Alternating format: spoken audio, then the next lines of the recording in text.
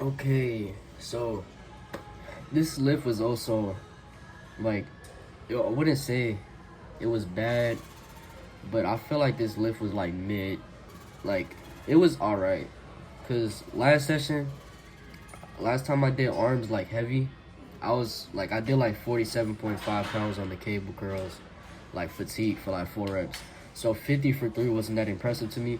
That's still progress though. I could have always regressed and, gotten worse, but I did jump up 2.5 pounds, which is a pretty good jump, right? So I ended up doing that. Then I just dropped down 5 pounds and went to 45 pounds and just repped that out, right? And y'all already know we train to failure. So after that, I did 35-pound dumbbell curls, and I'm trying to progress on those right now. So I just started. I never done them as my second exercise fatigued, so I ended up only getting 1 rep, which is it's okay. Cause honestly, like my first exercise, if I can do 35 dumbbells fresh, like off the back, right, I can get like 3 or 4 reps, like clean, right?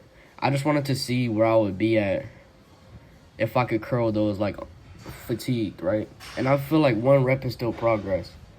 And I don't know why, but the footage for the second set of dumbbell curls, it just wasn't there.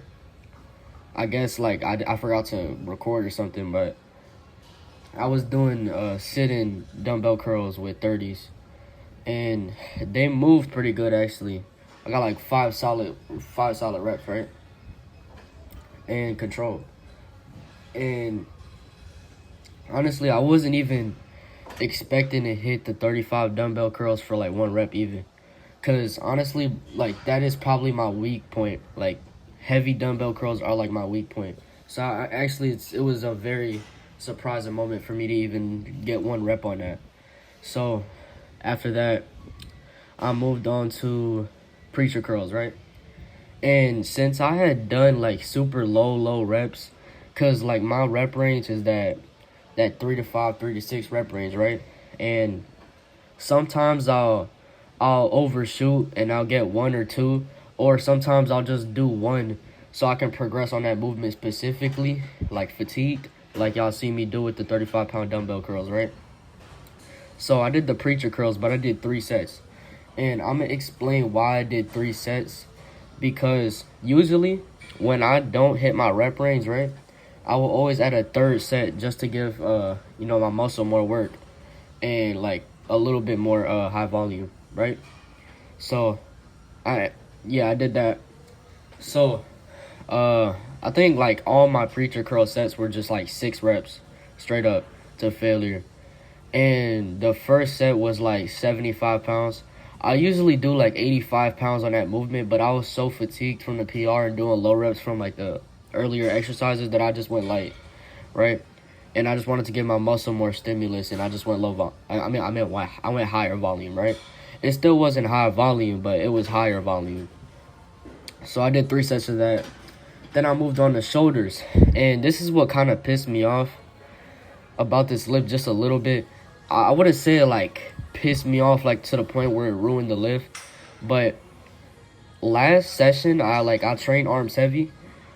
I was like shoulder pressing like 80 pounds, right, on the Smith machine, and I had repped that out like 5 times, and I was gonna do 80 pounds again, and like, bro, I don't know what I was thinking, but I accidentally put 2 5s on each side instead of a 2.5 on each side, so it ended up being 85 pounds, right? So I repped that out 2 times, not knowing that was 85 pounds. Honestly, it's not the worst. It's not terrible, because I also could have just not gotten a single rep, right? But, I would rather have done 80, because I did not add a third set. I should have added a third set now that I'm looking back on it.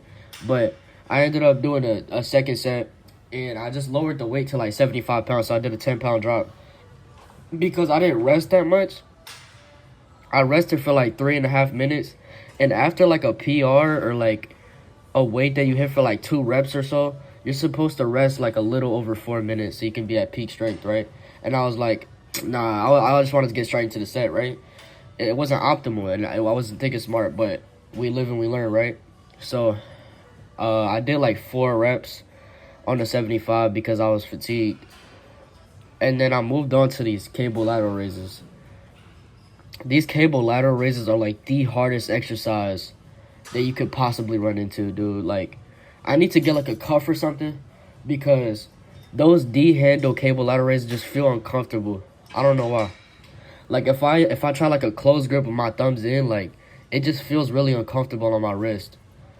And that's kind of weird considering that this is like a wrist-free movement. Like, and I did thumbless, but I did it, and I didn't record the second set just cause like it was basically the same thing. I hit the same weight, same amount of reps, right, and same amount of intensity. So I did that, and I'm gonna look into getting a cuff because a cuff can actually be useful for triceps and my shoulders. Like this will literally upgrade my shoulders by so much, considering that my gym does not have like, I don't know if y'all gym has it, but my gym doesn't. And I might get it soon, but it's like this sitting lateral raise machine, and you gotta just like put your elbows. Your elbows are kind of pinned like right under it, and you're holding something, and then you just kind of lateral raise, right? But your elbows are bent. And that's the one I want. That is such a good like lateral raise machine. It's like S tier, literally. And like cable lateral raises, dumbbell lateral raises are okay, but they don't compare, right? If you can get an Echo lifting cuff and do cable lateral raises with those, like that will change the game like completely. That will change your lift completely. Cause the thing with the cuff is you're not holding anything, and it's just attached to your wrist, and you can just, go up, right? And same thing with triceps. Like, the tricep movement that I did after I did the V grip, I did a no handle pulley, and I like doing that one. But the thing is, bro, like once you start going up in weight, that movement starts to hurt your hands a lot. So that's why I also want to get a cuff, because I can replace that with the cuff, and basically, it's the same thing. Basically, you're just not holding on to it, and your wrist is the stabilizer, right? And you're just doing the same movement. So I like that movement a lot, by the way. That might be like my favorite tricep exercise. And the pump, like the pump was okay, honestly. Like I've never seen my tricep look like that during my lifts, but that was the first time I've ever seen it for real. And I feel like one of the angles in one of the sets was kind of awkward, because it was like up a little bit and you couldn't really see like the full frame, but that's besides the point, right? So I did progress kinda, because I went super light. Well, I wouldn't say super light, but I went super control, and I just did like 15 pounds super control, right? And it worked out. I got the rep range I wanted. I got the rep range I was planning to get, right? And honestly, I shouldn't have dropped to 12.5 pounds, because I was doing 15 pounds originally, and I got like 6 reps, I think, about 6 reps, 5 reps. And I should have just stayed on the 15, because usually when I do that movement, the first set that I do that movement, it'll be like, let's say 5 to 6 reps, right? The next set, if I recover properly and I like shake my arms out and get the blood flow going, right? Like I'll usually get the same amount of reps, so I'll get like a rep short. And I would have rather had a rep short than get like 7 reps, because I'm pretty sure I got like 7 reps on 12.5 pounds on that 2.5 pound drop. But that's okay, because this session was like, it was basically just like yesterday. Like this was a lift to get back to see where my progress is at in this like specific muscle group, right? Because I didn't know where my triceps were at in strength. I didn't know where my shoulders were at in strength. I had no clue where my biceps were at in strength. And I kind of just sent it, right? And sometimes you just need to do that. Sometimes you just need to test out the waters, right? And then next session, I'm gonna be doing the heavy dumbbell curls first for sure, fresh, and see how many reps I can get that for. And I'll be explaining like soon enough why I train the way I train and stuff like that. But this video is like coming short to an end, so yeah. I did like this tricep press machine. It was like, this machine is good.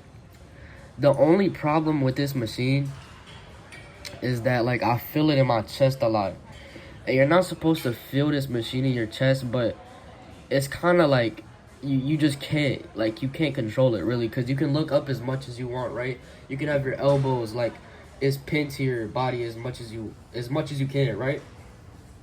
And like basically like a JM press type of movement, but like it just, you'll still feel it in like your chest, because it'll get your lower chest. And my chest was sore from yesterday, and I think it was probably because it was either because I haven't trained all week last week, or it's because I've been like struggling to get my protein intake in, because I was just like sick last week and I was barely getting any protein in. And like yesterday, I don't even think I had my protein goal. So I'm definitely hitting that today and staying consistent with that for months and years. Like I'm gonna try my hardest not to miss a protein intake day. But y'all already know what we're about to do though.